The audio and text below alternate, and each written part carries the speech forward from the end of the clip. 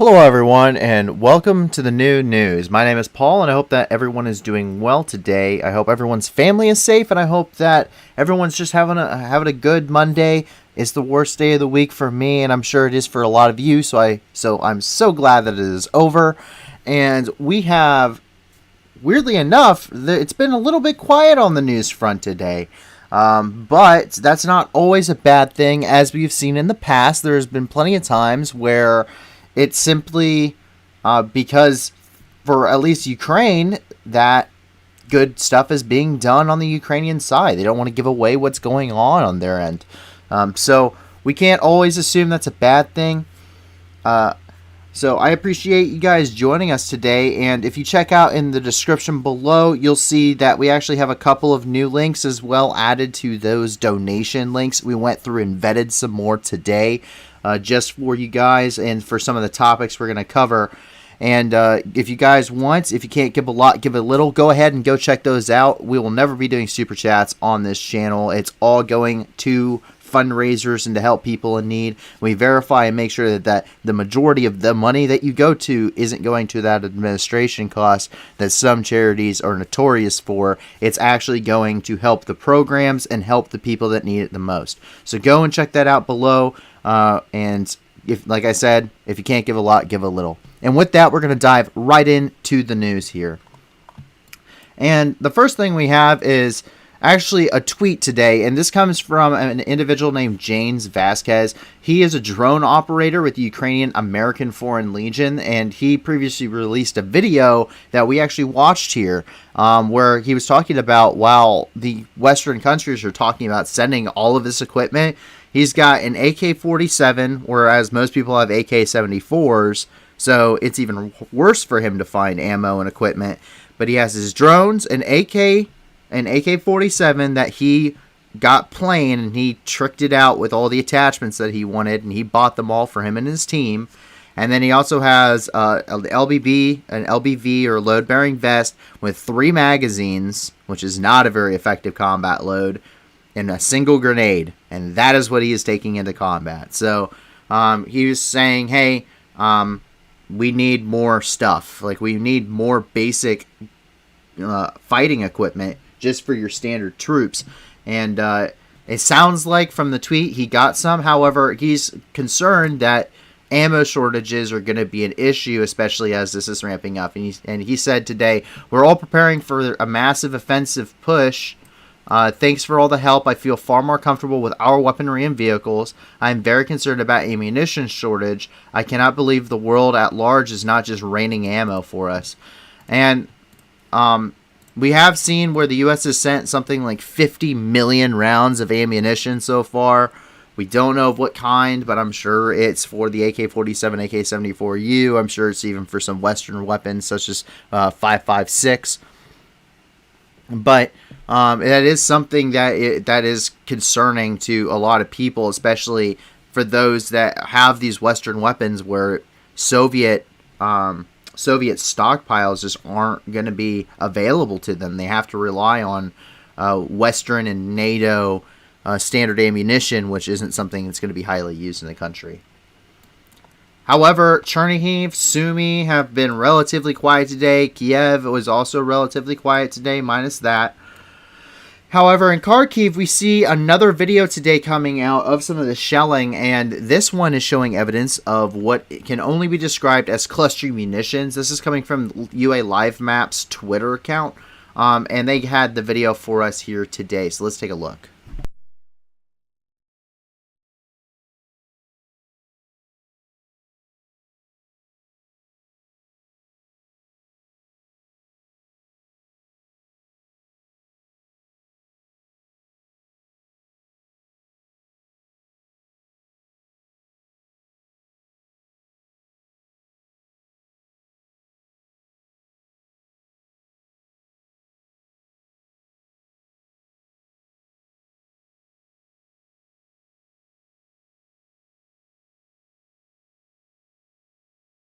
Now, the guy in this Gaz here is a very, very lucky man.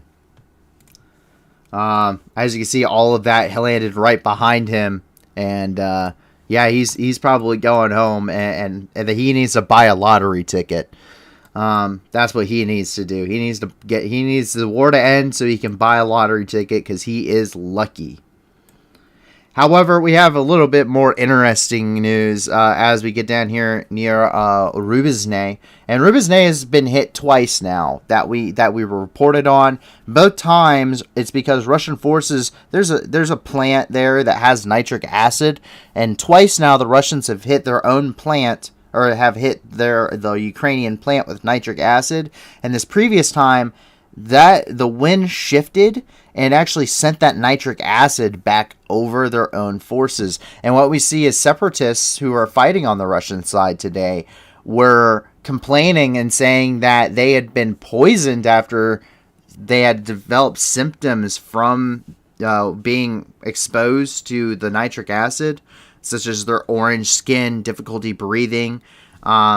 And he said that the Ukrainians had gassed them. They had used chemical weapons against them. So we actually have a video of the separatist commander here talking about how the Ukrainians gassed them, when in reality, we know the Russian forces hit a 4-ton tank full of nitric acid, and it just blew back over Russian lines. So let's go ahead and take a look.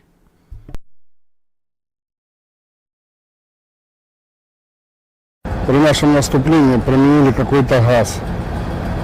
Не можем пока понять, какой, но газ боевой, потому что у солдат слезятся глаза, кожа желтеет. Сейчас вывезли, будем смотреть, что это за применение, какой газ, специалисты пускай разбираются. При нашем наступлении. So once again, he's blaming the Ukrainians for something that really was a mistake of his own side. I mean, they hit the they got it was bad luck. You got bad luck. Mother Nature was not on your side. So we're seeing that there.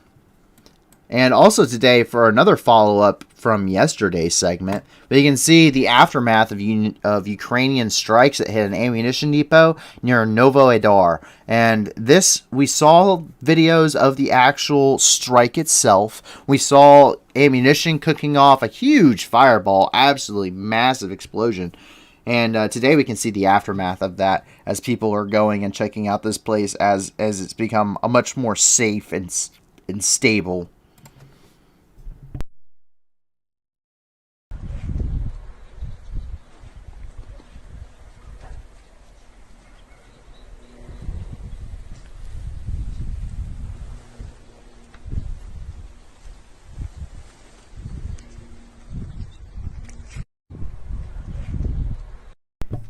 I think it's safe to say that they won't be using this again as a staging point for ammo.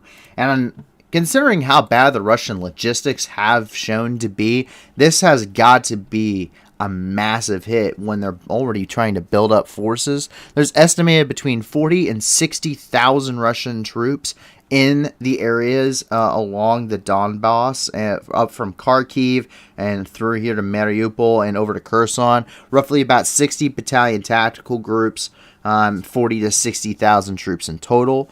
Those are the conservative estimates that came out from different areas such as the U.S. Department of Defense and the Pentagon.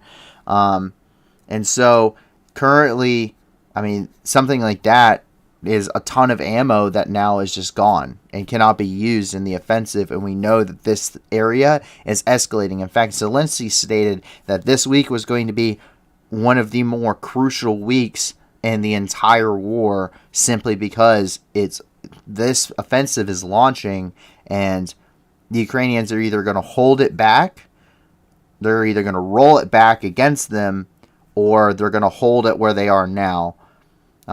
And that third option is probably what's going to be likely here. But they can't. It's been some voiced concerns, such as on 60 Minutes that was released today and filmed over the past few days, where Zelensky has said that he's concerned about, without more support, how much more blood can he share? He doesn't have the men to continue to contribute. He's already dedicated them all. He doesn't have much left. It's already what he has is already being thrown at the Russians. And so this offensive is bringing up some big concerns as to how much the Ukrainian forces can take and how much longer the Ukrainian forces can really stem the tide, as they have already beaten back the Russians at this point. But as they regroup and reshift their focus, it's really it puts that question back up the air, the same kind of question we had at the beginning of the war, as to where it's going to stand. I think they probably will hold. They've shown very resilient and very effective against Russian troops, and I think that experience that they had up by Kyiv is going to be crucial to successes here in the east and hopefully in the south as well. And in Luhansk, to follow up with a segment from yesterday, we saw even more people that were being conscripted into the LPR and DPR, which are the separatist forces out in this area. If you go to Russian state media websites, they're going to be called the DNR and the LNR. That's because they are recognized as the Donetsk People Republic and the Luhansk People's Republic. Russia and I believe Belarus are the only countries that actually recognize them as separate countries. But any Western-backed media in Ukraine itself will refer to them as DPR and LPR because they're still considered separatists. And so we can see them today trying to conscript more military-aged males.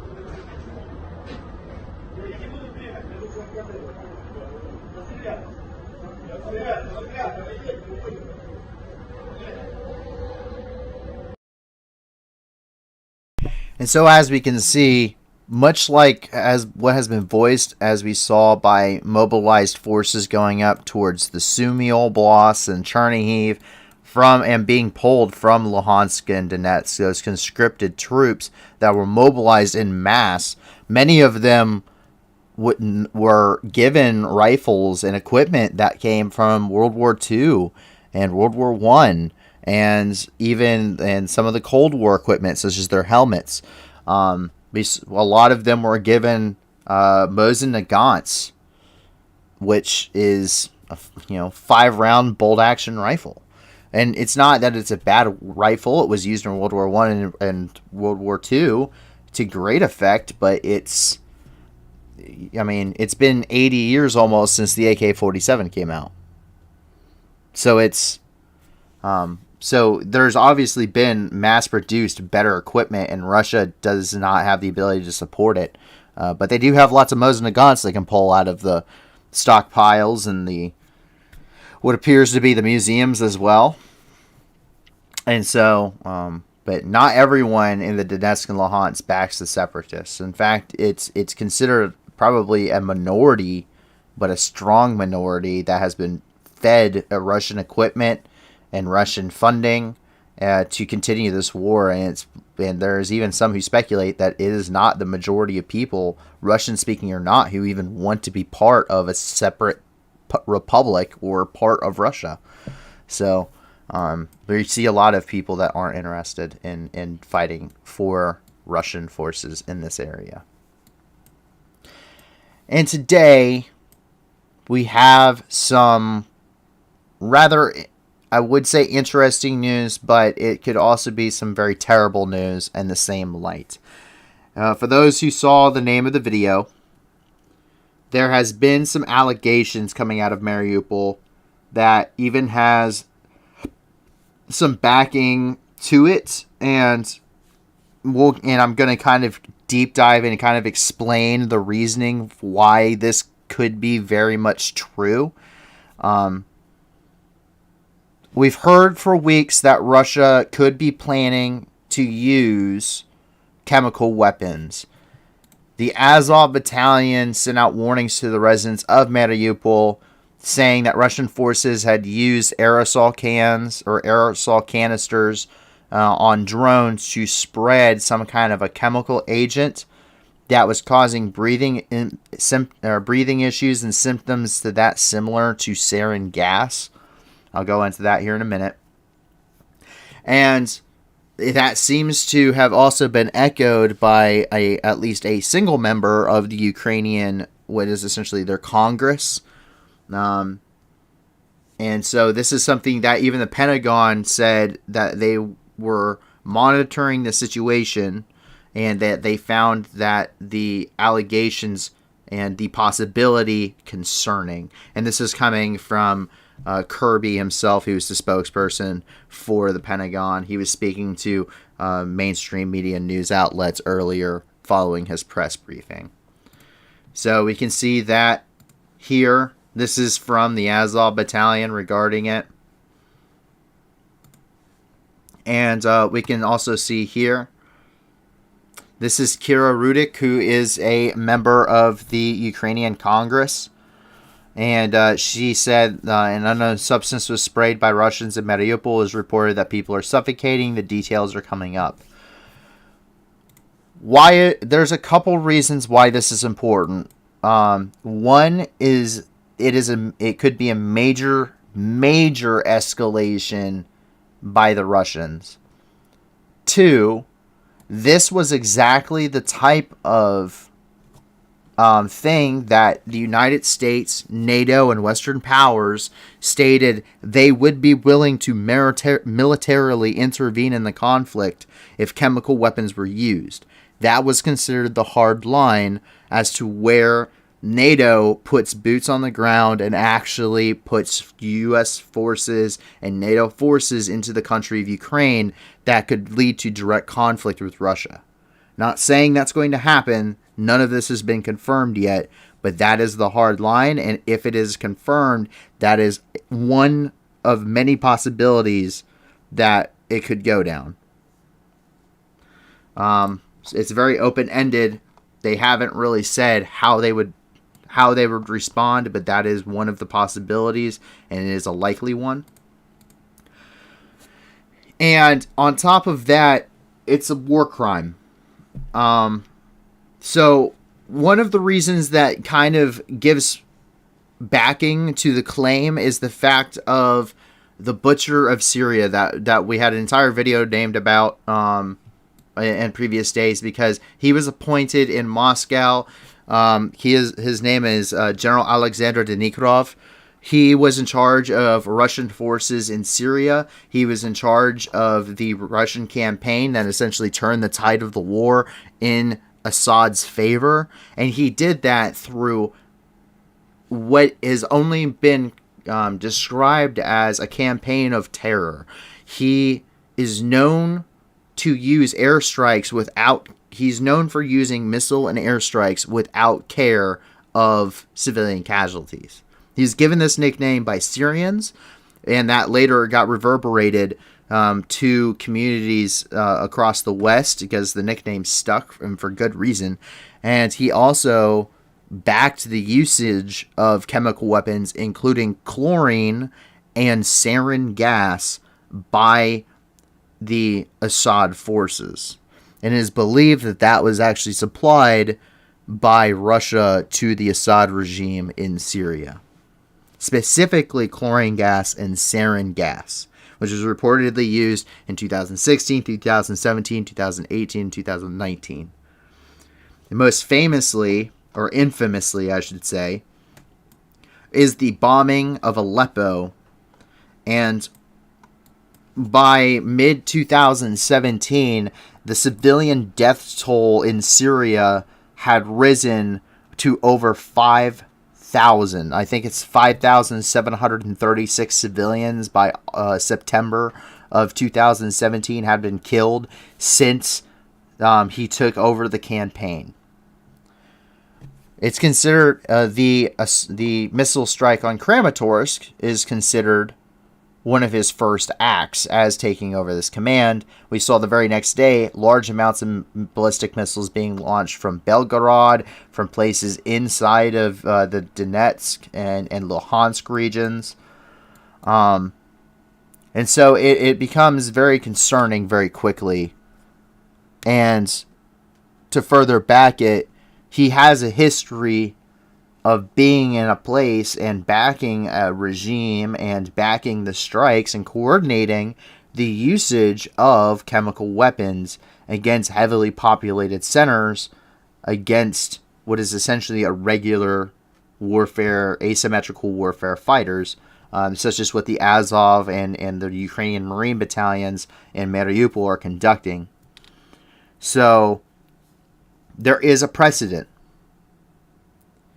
And I think this is something that the Department of Defense here in the United States recognizes as well. There is a precedent, and there is a history of its usage by this commander who's in charge of the Russian forces in Ukraine now. And it's something that is going to be scrutinized and closely looked at and investigated and monitored by every country that could even have the possibility of being involved in Ukraine from at least a military or a monetary standpoint. So I leave it there. It's a very serious topic. I understand that I probably went a little bit more in depth on it than what most people care about, but there is a large gravity to this situation. With these allegations. Once again, this is not confirmed, and I will not say it's confirmed until it has been confirmed by official government sources, not just Ukraine, but other states as well across the world. But it's important because it could have global impacts, and it could impact you, me, and everyone else if it is confirmed, if it is true. So there are many options the West can take if it is confirmed. Military intervention is not the only one. And I'm sure that there are different levels that can be taken as well. There normally is. There's normally several different routes, a multitude of routes that they could go down and how they want to respond. But this has been clearly defined as one of those hard lines for Western countries, and it will require a response of some sort. And so with that is, oddly enough, all of the news inside of Ukraine at this point in time. It's a little quiet today, not necessarily a bad thing. It means that there isn't a lot Russia's doing necessarily outside of their usual shelling, and even then there's not lots of reports of it, which is good. Usually that's a good thing. And so we do have some more stuff a little bit related to Ukraine, but if you're here for just what's going on inside the country, that is it. And with that, we're going to move on to the international news. And the first thing we have is that here in Gomel, Belarus, we're seeing that those trainloads of equipment that were coming in, originally destined for places like Chernihiv and Sumy and Kyiv, are now being redirected to the Eastern Front. And we can actually see videos of all of that stuff getting loaded back onto train cars and being transported out of Gomel, headed for the east.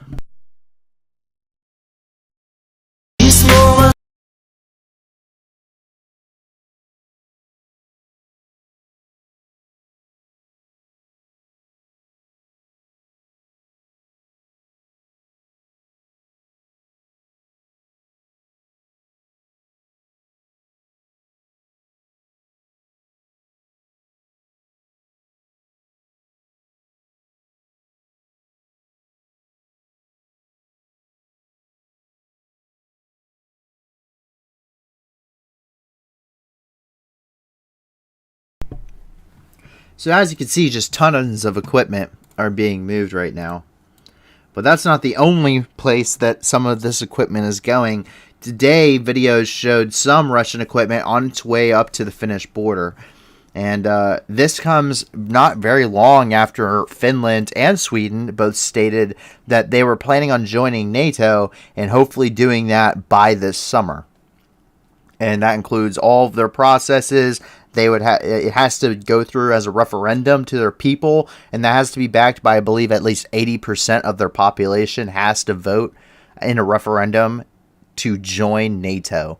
So they're believing this will all be done and successfully completed by this summer. They haven't given too specific of a time frame, but already we can see Russia, who's threatened these countries and has always threatened a country planning on joining NATO and putting some military and economic pressure onto it, shipping equipment up to the border. And this includes ballistic missile systems, nuclear capable ballistic missile systems at that, up that way. So let's go ahead and take a look.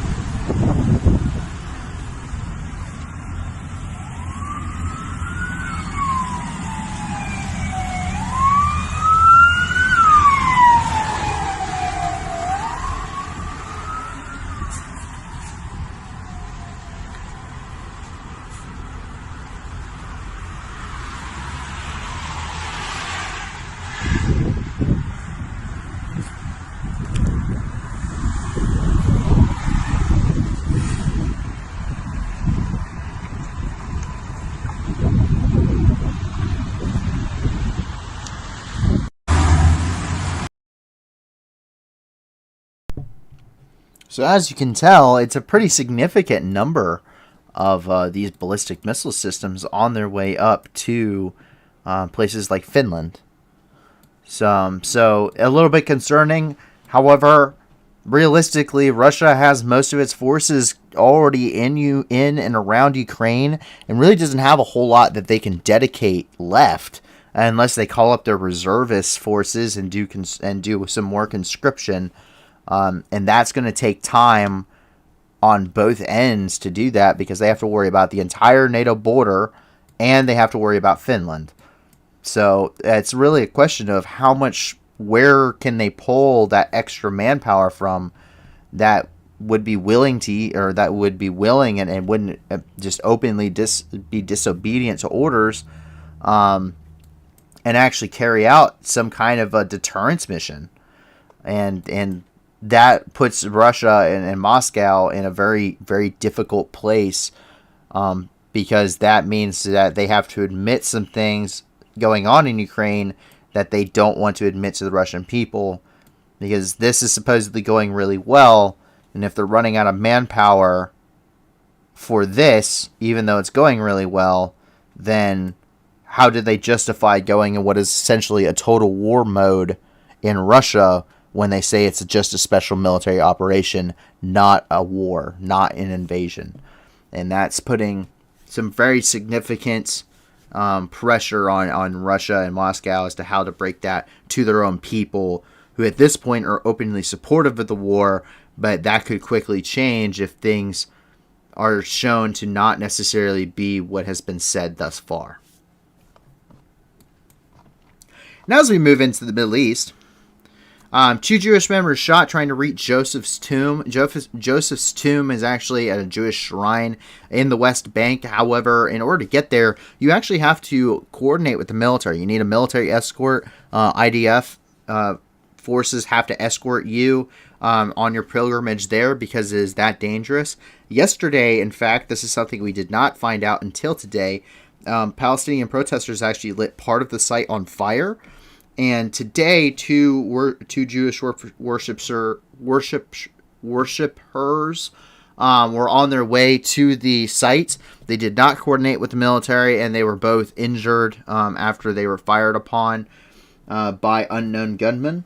And at this point, the IDF and the police and the Israeli police are saying that they are investigating the situation and who could allegedly be behind this attack. This is something that we got from the Times of Israel. And so hopefully we can, hopefully that has a good outcome Neither of them were supposedly seriously wounded, just minor to moderate injuries, but hopefully they're both going to be okay, make a full recovery, and hopefully the situation in Israel, between Israel and Palestine, which has seen a really grand escalation of tensions lately, simmers back down, and hopefully they can start making some meaningful gains in the relationship again. However, some of the footage today kind of shows that I don't think that may be the case. And this is because we actually have a video today of a Palestinian man being shot by IDF members, not lethally, but he was shot after he threw a rock at patrolling members of the IDF. A little bit shocking, but it's not very gory or it's not gory or anything. It's just a quick thing. So let's go ahead and take a look here.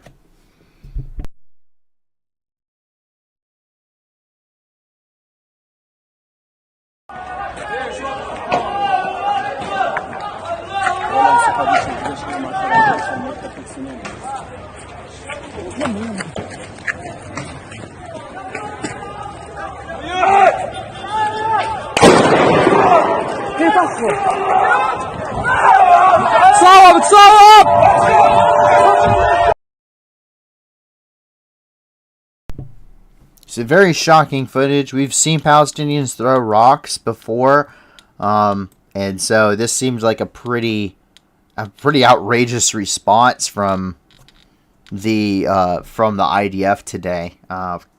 We've seen some police brutality lately. We've seen a lot of frustration on both sides with what's going on, and the tensions just continue to seem to escalate, and it's becoming very concerning. There's always been tensions. There's always been violence between Israel and Palestine, at least in recent decades.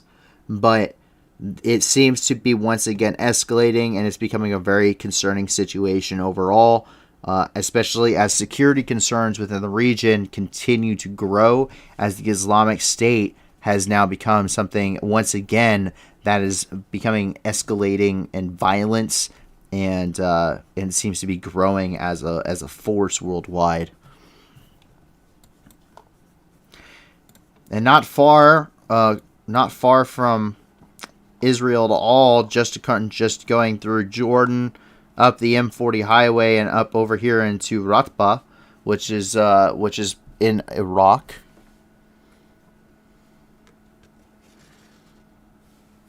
And the Islamic State fighters lit a gas station on fire. This gas station was government backed. It was government militia backed, I should say. It was owned by one of the militia members who started this gas station along the M10. And they basically went there, loaded their vehicles with gasoline, went inside, raided it, and then they poured after they filled up their tanks, they poured a bunch of gasoline on the ground and lit it on fire. Everything has been destroyed. There wasn't any injuries reported. But obviously this comes as, for weeks now, the Islamic State have been escalating their violence worldwide at this point. And so while they may no longer have a distinctive caliphate, they are still a force to be reckoned with. They are still a very powerful terrorist organization. And since their new leader took command, they've been proving that while the world for the most part thought they were all gone and had been killed off between the Kurds and the Iraqi forces, American forces, the Russians, the Assad regime, literally everyone in the world hated them. And now they have growing influence in the Philippines. They're still prominent here all across the Middle East, and especially in Africa. We've seen a lot of stuff out of Nigeria, out of Mozambique, out of Malawi, out of the DRC. And so it just continues to grow in concern, as the events over the past few weeks have shown. And going forward, we're going to have to keep our eyes open on this developing situation. And in Kabul today, there were some rallies that actually occurred. These rallies were because of there have been several thousand Afghan refugees, millions of refugees from Afghanistan who have fled to Iran, neighboring Iran, because of the rise to power from the Taliban, because of the ongoing conflict with the coalitions that took place for the past 20 years. And while Iran has graciously allowed them into their country, they're not necessarily welcomed by the people there. And the authorities in Iran haven't really cracked down on any of these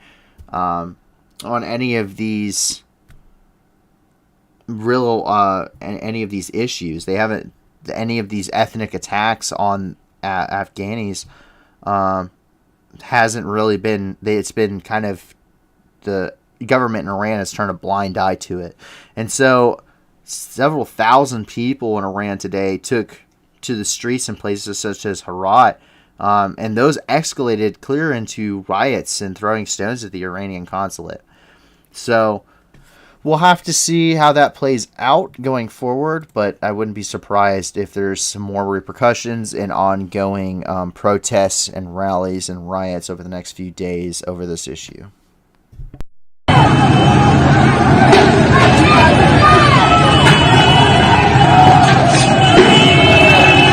بیایی برم سنگه بیا آفر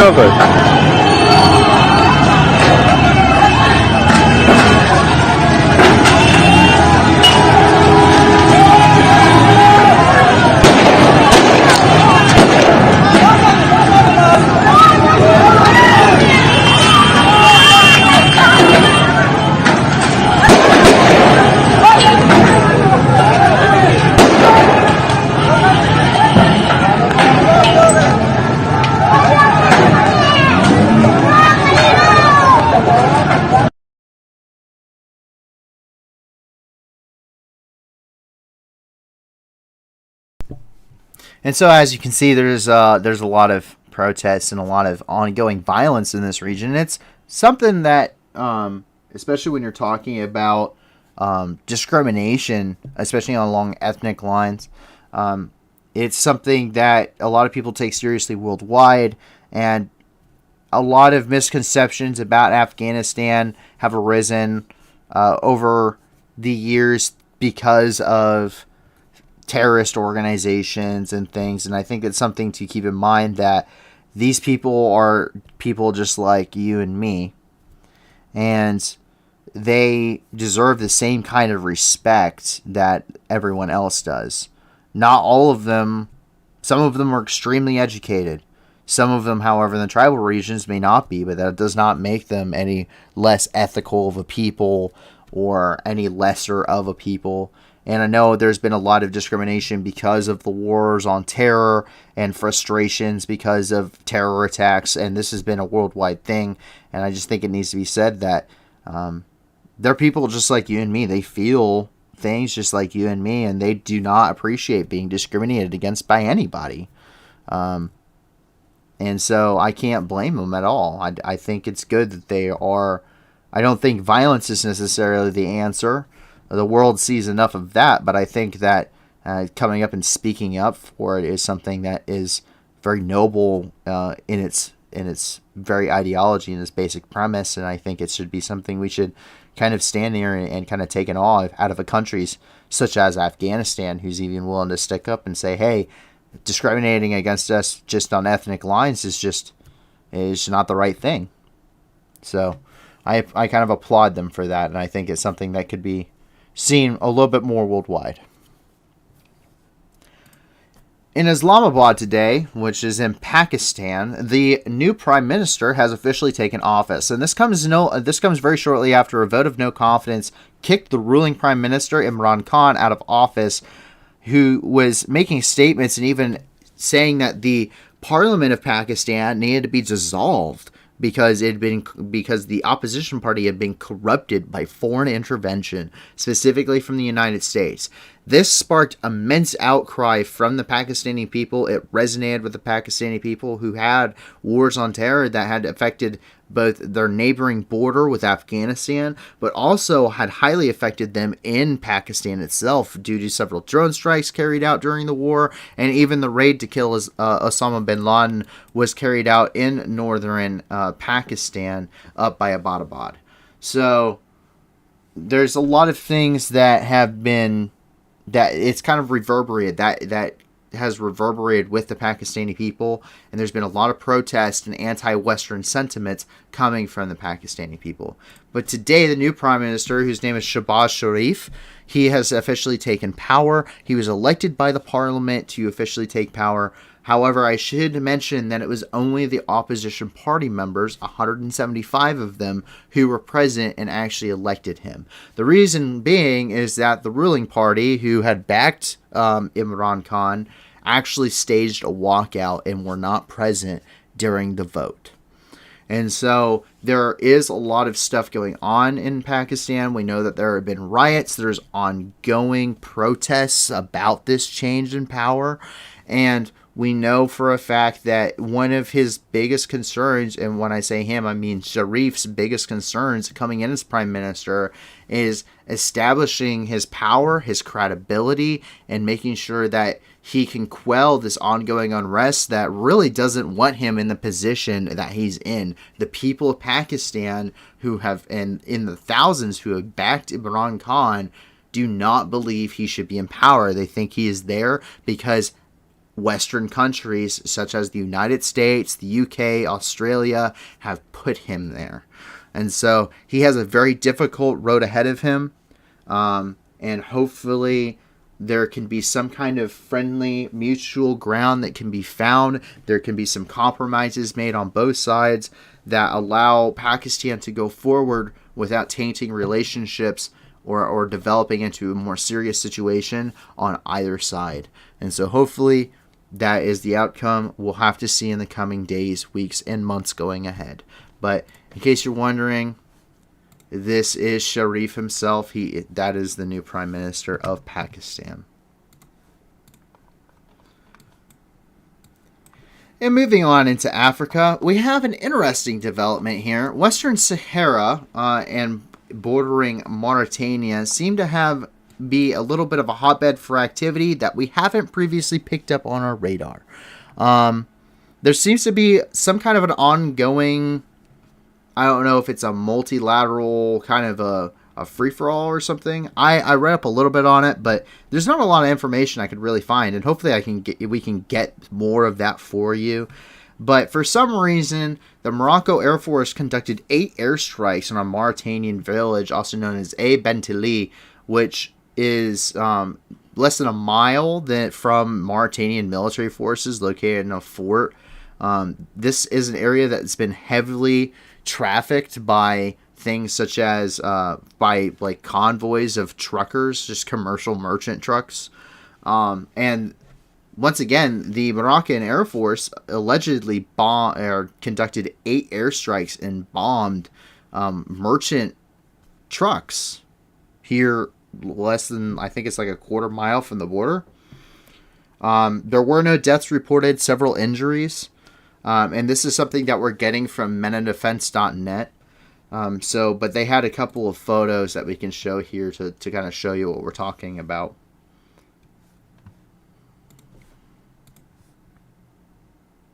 So, obviously, there's some big question marks here. We don't really have details for you. We wish that we did. But, not sure why Morocco is bombing Mauritania. I'm not sure what's going on in the Western Sahara or conflicts between these two. I'm not tracking any conflicts between the two countries. But hopefully that's something that we can get some information to follow up on. If it may have been a mistake for maybe an ongoing anti-insurgency effort by Morocco in the Western Sahara or something, and they just it's very close to it's literally a border city, so it could very well have been a mistake, but we don't know. So that is all that we have on that situation, and hopefully we can get some more in the future for you. But the Islamic State continues its reign of terror as they kill dozens of people in what appears to be the eastern part of the Democratic Republic of the Congo. And in the DRC, they went and they in several villages here on the eastern side of the country, and they searched out Christian citizens through those regions, and they basically killed them. There's over 40 victims that we know so far, including several of the DRC's military armed forces members, troops, and it's something that is seems to be ongoing within this region. There's been much like in the Middle East, there's been a large escalation in violence throughout Africa and also in the Philippines of the Islamic State really coming back into the prominent forefront and conducting large-scale operations, it seems like, in places such as Mozambique, the DRC, and especially in Nigeria, where we've seen a lot of activity from the Islamic State. And so we have a little bit of stuff here for you regarding that.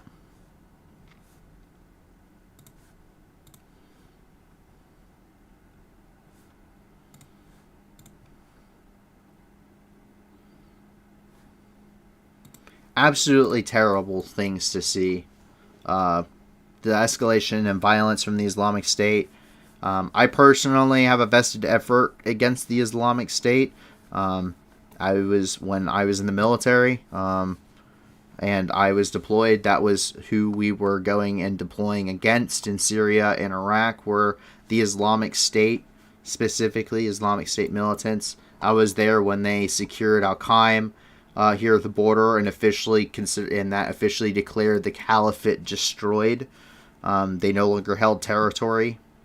And so seeing their rise again is kind of a personal frustration of mine, knowing full well that they weren't necessarily completely destroyed when I left, but seeing them kind of rise to power is a little bit frustrating to me on a personal level, just because of my personal attachments and experience to the situation and to the violence that's going on throughout the world because of that organization. So it's kind of frustrating for me, to say the least. But coming from BBC today, we have what has been a horrific drought has apparently impacted the Horn of Africa, and especially the country of Somalia. 90% of Somalia is now considered dry. 700,000 people have had to leave their homes in search of food and water for their families and for their animals, because there is none to be seen anywhere near them. This drought is expected to be over 350,000 children who are expected to die, according to the UN, of 1.4 million that are currently in a severe malnutrition state. And that is coming from the BBC today, and from the United Nations. And nearly half of the population of children under the age of 5 are expected to suffer from acute malnutrition by June. So it's considered the worst droughts in the past decade. And it's going to affect millions of people. It already has affected millions of people. There are already food and water insecurities in this region of the world. The war in Ukraine actually required that some humanitarian missions had to be temporarily put on pause to send lots of relief into Ukraine, because this part of the world wasn't really prepared for it. The infrastructure wasn't there. The supplies were supposed to be leaving those countries and going to places elsewhere in the world, not having to, reroute everything backwards and back into Europe.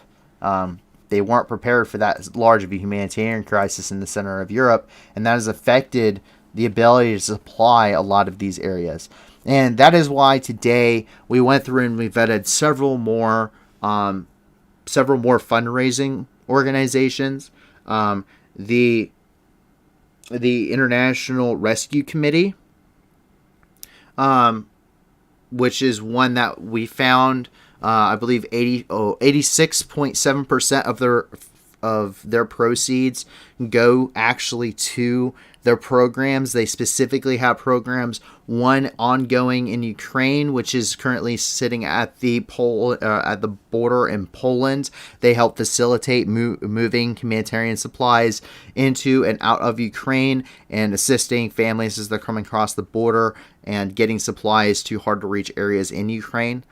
And they also currently have a mission in Africa to help with the drought. They are tracking the situation and they're working with other relief efforts. And we also went through and found Save the Children, which 85% of their 85% of any donations they get do go to their programs. They currently have a focus and they're shifting their focus in Africa.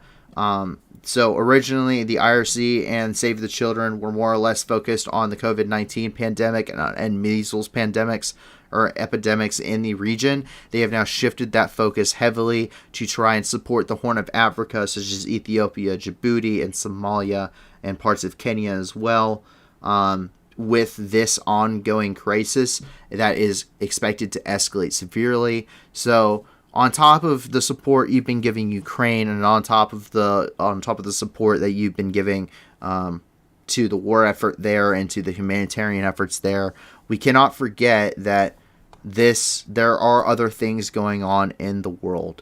We've talked about this for a little bit now, where we said we're not just going to be like a Ukrainian-focused channel. We want to be a continued force for good, and that means not just in Ukraine, but in other parts of the world as well. And today, we saw the need in the world for something else, and so from here on out you will see further fundraisers, not in donation links in the description, and when we get monetized we'll have more on as fundraisers on the videos, but of places elsewhere in the world such as Somalia, and that is something that luckily we can kickstart today.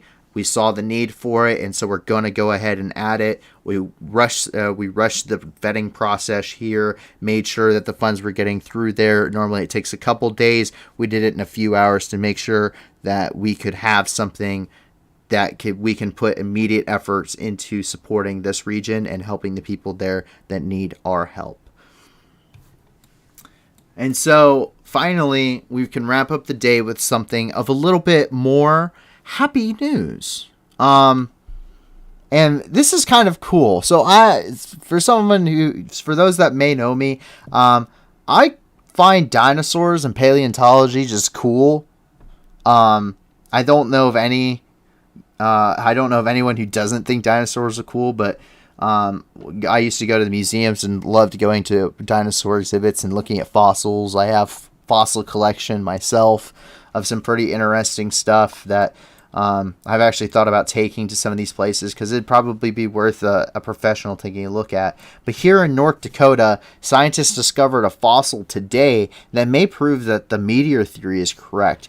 And for those that don't know, the meteor theory is that there is a part of the Gulf of Mexico, just off of the coast of Mexico in the Yucatan Peninsula, where there is the Yucatan Crater. And the Yucatan Crater is a crater that is miles and miles across and miles deep, that a major asteroid roughly about the same time that it's estimated to have impacted the Earth, roughly about the same time that dinosaurs went extinct. And there is a theory as regarding the extinction of the dinosaurs that is directly correlated to that meteor basically wiped them off of the planet. And now there's some evidence to support this. Paleontologists excavating there in North Dakota found a very unique fossil. It's from the late Cretaceous period, and it's very, very well preserved. In fact, that skin on it has been fossilized. However, it's the only part of the dinosaur there. And they think that the reason being is based off of some of the evidence they're getting from this fossil, that the dinosaur itself, their leg had actually been ripped from their body from a force of an explosion that may have been caused from what is considered the Yucatan Peninsula crater. And it is, I believe, the first fossil that has been found with supporting evidence. And this is actually the fossil here. And so one of the reasons why you can see the impact site here, just off the Yucatan Peninsula, and then where this has been found, you can see that, one, the distance is massive between these two places, but you could set off every nuclear weapon on Earth and it would not at the same time, and the meteor that struck Earth still had more explosive power in it, by like 100 times more explosive power. I think that's the minimum. I think I've heard much larger estimates too, so I'm no expert on the explosive yield of a giant meteor, but so it's something that is very interesting. It's something that no other fossil in the world. The reason why it's a theory is because no fossil has ever been found that can directly correlate with this theory. So it's something that it's a very rare find worldwide, and it could change history, at least natural history, if this theory is proven and now they have some kind of evidence to move in that direction. So it's the most widely accepted theory. There are several others, including climate change and the shifting continents, and the and the beginning of the ice age and things such as that. But this is probably the most well recognized theory, and I think it's probably the most plausible. At least that's in my humble opinion. And I am no expert in paleontology. I just think it's cool. So with that is all of the news for the day. And so, very troubling things worldwide. Once again, there has been some stuff in Ukraine that, unfortunately, we can't confirm. No one can confirm. That could have serious ramifications globally and impact all of us. And so I have some words of wisdom personally that I think everyone could appreciate. And that is, I would not worry about it and I would not lose sleep over this. Because this is not a situation in the world where everyone should be concerned about, World War III has begun or anything. I'm never going to say that. Because we don't know. We don't know what's going on, and there are many, many things that many countries can do that isn't going to put anyone in direct conflict or harm's way. So I wouldn't lose sleep over this. I would remain calm, and I would just continue watching the news and going about your lives. And we will learn more in the coming days, and as we can confirm things or deny things or rule things out, we will let you know, and we will continue to work to the very best of our ability to bringing you the most accurate information we can. So sleep soundly tonight if it is nighttime for you. Have a wonderful rest of your day and a wonderful rest of your night.